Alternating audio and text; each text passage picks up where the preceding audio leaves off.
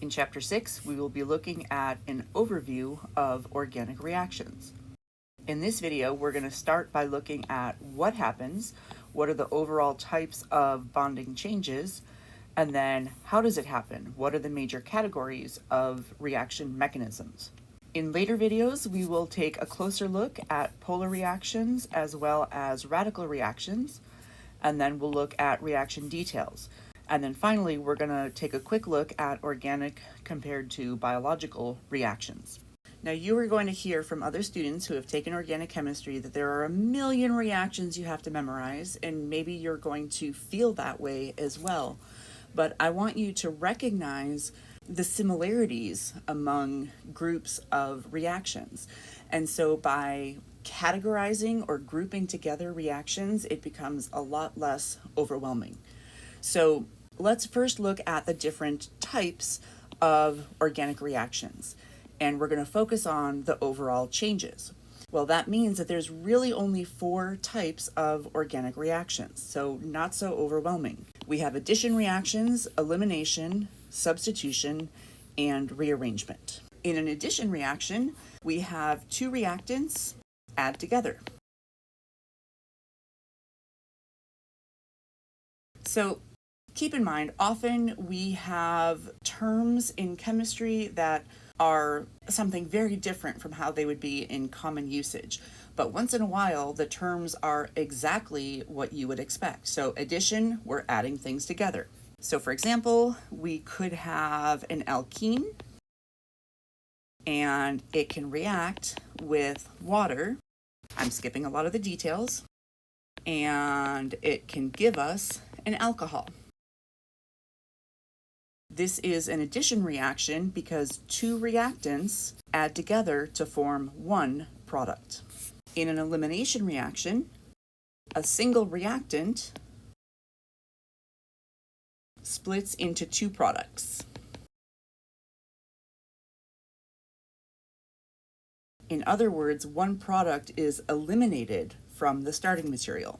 So as an example, we have the opposite of what we just saw. If we have an alcohol, this can react to form an alkene plus water. So water was eliminated from the starting material. We lost 1 hydrogen from this carbon, and we lost the OH from this carbon, so that water was eliminated. 1 reactant gives us 2 products. The next category is a substitution reaction, and here 2 reactants exchange parts. So something is substituted for something else. For example, we might have methyl bromide, and it can react with hydroxide. And the hydroxide can substitute for the bromide. So we end up with methanol plus Br minus.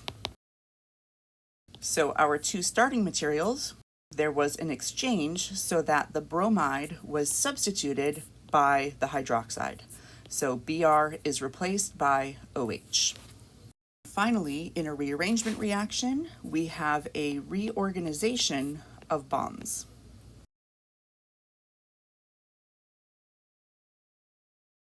So for example, we could start with this starting material, which is called an enol because it has an alkene connected to an alcohol, and this can rearrange to give us a ketone.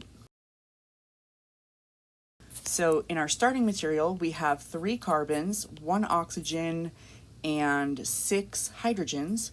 In our product, we have 3 carbons, 1 oxygen, and 6 hydrogens. So all of the atoms that were originally present are still present, but they are connected differently. In other words, the bonds have reorganized. So throughout the year of organic chemistry, we are going to see many examples of these different types of reactions. But if you can categorize what's happening, what are the overall changes, and you can group them together in these different categories, That's going to make it a lot easier to keep track of the many different reactions that we see. Now keep in mind, as we're talking about the changes, we're talking about the types of organic reactions in terms of the overall changes. This does not give us any information on the mechanism, on how it happens. We're just looking at the big picture. Two reactants add together in an addition reaction. One product is eliminated from a starting material. A group is substituted, or bonds rearrange. These are the overall transformations that we will be looking at in much more depth throughout the year. Another way that we can categorize organic reactions is by focusing on how the reaction happens. And so here we have radical reactions, polar reactions, and pericyclic reactions. Now, in the case of a radical reaction, we are talking about homolytic bond breaking and bond forming.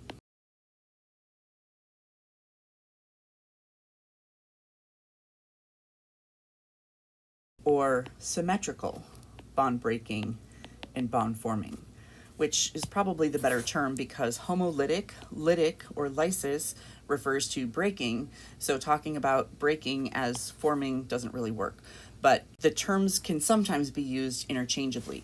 With symmetric, we're not talking about the atoms being identical. That's not necessarily the case, but it's about where the electrons are coming from and where they are going. So what do I mean by that? Let's say we have a generic AB. Well, in a radical reaction, the symmetric bond breaking means that out of this pair of electrons that makes up this shared bond, one of them is going to move on to A and one of them moves on to B. And that gives us A with an extra electron and B with an extra electron. So if we have a species with an unpaired electron, that is called a radical or a free radical. So if the electrons are moving in opposite directions, then that is a symmetrical bond breaking.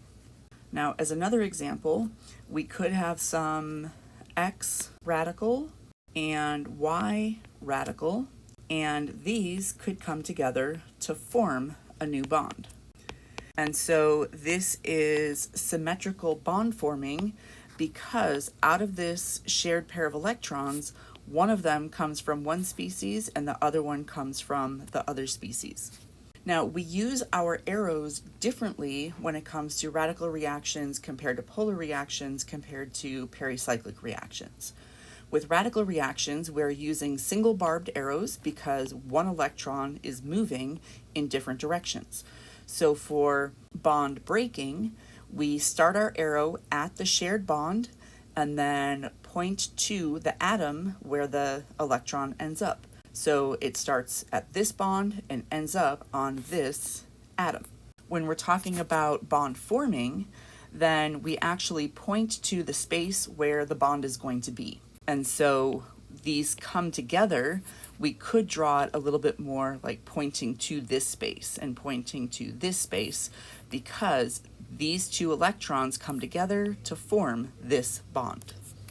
Our next type of reaction would be polar reactions. And here we are talking about heterolytic or unsymmetrical bond breaking and forming.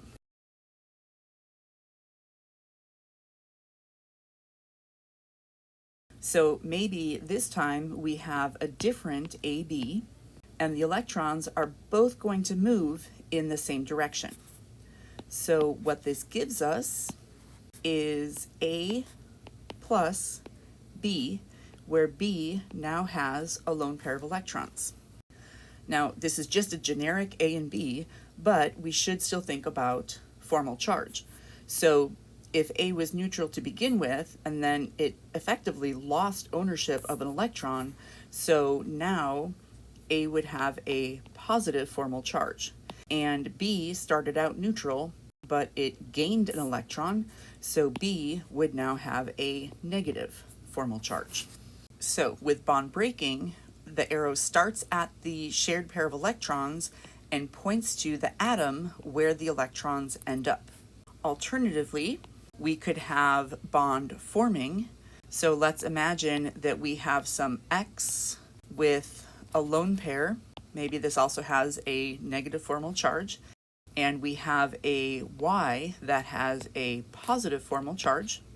Well, this pair of electrons that is owned by X can be shared with Y. So this gives us X bonded to Y. And so the arrow starts at the lone pair and points to the atom where the new bond is formed. And so this pair of electrons is what used to be this pair of electrons. This pair of electrons is what used to be this pair of electrons. Now, the third major category of organic reactions would be pericyclic reactions. And these are concerted reactions. So bond breaking and bond forming are happening at the same time. Furthermore, they have a cyclic transition state. So these are really cool reactions. We're not going to see an example of them until next semester, but here's what we've got going on. So for example, we could have a diene and it can react with an alkene. And we can imagine our electrons moving like this and this and this. So the way we use arrows, it's somewhere between what we did here. We can imagine that these electrons move from here to here, and so the arrow starts at the pair of electrons and points to the location where the bond will be. Yet for these arrows, we are pointing to space. This is the space where the bond is going to be. So our product looks like this. We get a 6-membered ring, and we have one double bond. So we started out with 2 pi electrons, another 2 pi electrons, and another 2 pi electrons. We're ending up with 2 electrons in a pi bond, and then 2 electrons in a new sigma bond, and another 2 electrons in a new sigma bond. So the pericyclic reactions can happen starting with a cyclic compound. They can make a cyclic compound. There are some examples where you start out with an acyclic and you end with an acyclic, and yet the transition state is cyclic. So lots of really, really cool reactions. So we've got these 3 major categories, but probably 95% of the year we will be talking about polar reactions. 4.5% will be talking about radical reactions, and then we're going to spend just a little bit of time talking about pericyclic reactions. Now, in the grand scheme of things, in terms of synthetic organic chemistry, in terms of biochemistry, all of these reactions occur. But in terms of foundational organic chemistry that we're going to cover this year, most of our focus is going to be on polar reactions.